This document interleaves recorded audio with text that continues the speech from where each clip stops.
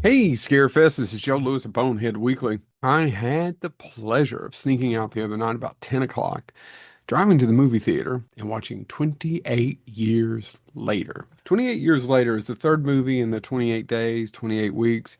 Both of those movies I love. 28 Days Later was such a different picture. It was so different. It was shot in mini DV, so it had that low res kind of technology to it in the early 2000s. Looked different, felt different. The first hour of that movie is brilliant. Last 30 minutes, last 20 minutes, questionable. However, Danny Boyle, great director. Alex Garland, wonderful writer. 28 Weeks Later, not directed by Danny Boyle, but also an excellent follow-up sequel to it.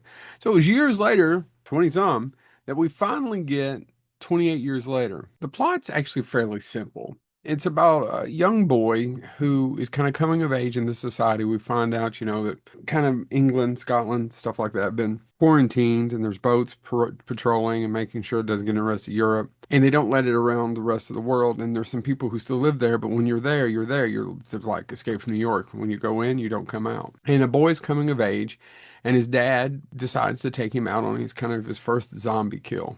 And this really is kind of a coming of age story where we find out many things about him, his dad, his mom, who's also got an illness, other people that we haven't quite met, main characters, because it introduces new characters. All most of these movies do. Actually, 28 years later is pretty damn good. It's probably more artsy than the other two. Alex Garland's script, of course, great. He's a good writer.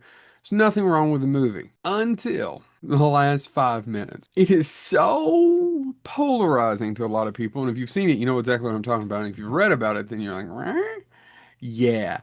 It just, the tone completely shifts 180 degrees, not 360 where it comes back 180 like to a totally different movie for the last 5 minutes, where they could have just ended it with this beautiful thing that this stranger does for the kid. Some of you are going to get mad at that.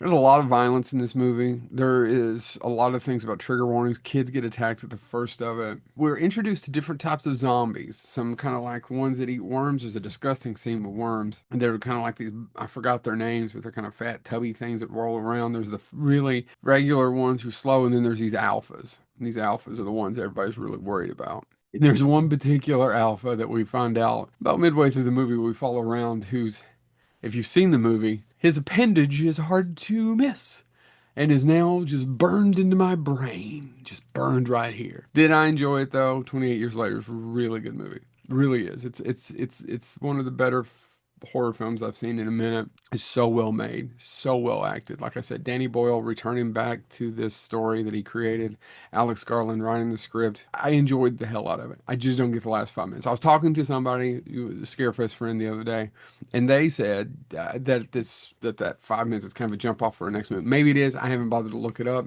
You could have still done it without it.